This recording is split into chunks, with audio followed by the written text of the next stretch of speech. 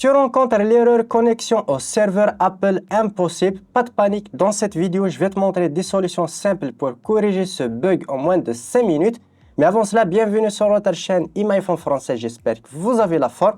N'hésitez pas à liker la vidéo, la partager avec vos amis et de vous abonner à la chaîne si ce n'est pas le cas et à activer la cloche pour être notifié de chaque nouvelle vidéo.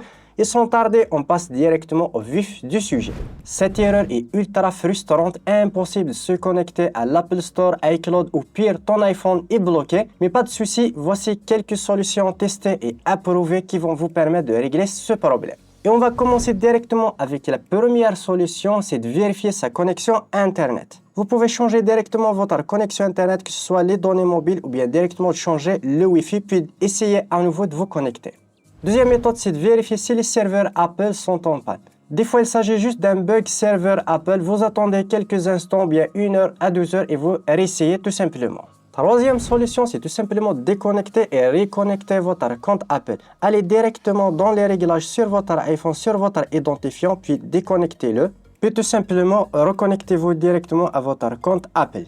Quatrième solution, c'est vider le cache des applications. Première méthode, vous pouvez directement dans les réglages, dans le stockage de votre iPhone, dans Général, stockage iPhone, et là vous pouvez effacer les caches des applications. Dans n'importe quelle application, vous pouvez directement décharger l'application et supprimer tout simplement le cache ou bien supprimer l'application. Deuxième méthode, c'est d'utiliser un outil comme iMat Pro, ce qui va vous permettre d'effacer le cache des applications des réglages en profondeur.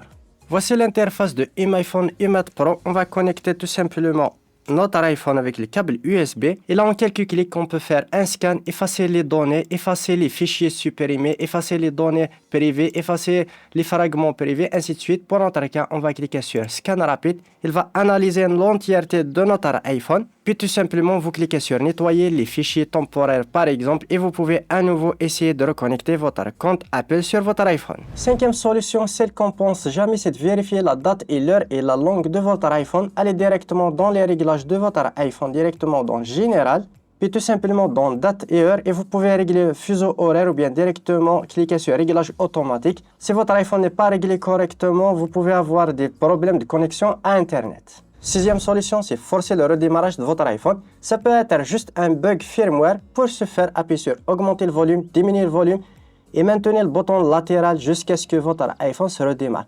Vous attendez quelques secondes comme tu peux le voir et voilà, il va redémarrer directement l'iPhone. Vous relâchez tout simplement le bouton et il va redémarrer l'iPhone et vous allez essayer à nouveau de vous connecter.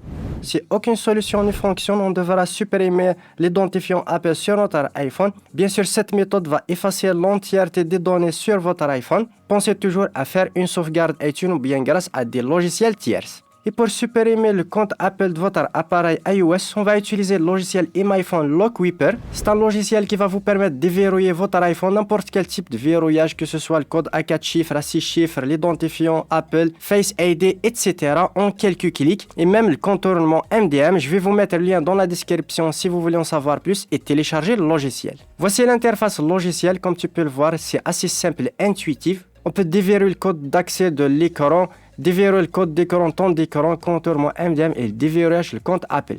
Pour ce faire, on va connecter tout simplement notre iPhone avec le câble USB. Puis on va sélectionner déverrouiller le compte Apple. On clique dessus et là, elle va reconnaître tout simplement notre iPhone. On va cliquer sur commencer. Elle va nous demander de mettre notre code d'accès, directement le code verrouillage, puis directement d'aller dans les paramètres compte Apple, puis de vérifier les paramètres dans réglage tout simplement dans notre identifiant. Ici, connexion et sécurité. Puis sur identification à 2 facteurs. Comme tu peux le voir, pour mon cas, elle est activée. Si elle n'est pas activée, vous pouvez l'activer directement. Puis on va cliquer sur déverrouiller juste ici. On va mettre le code qui s'affiche à l'écran.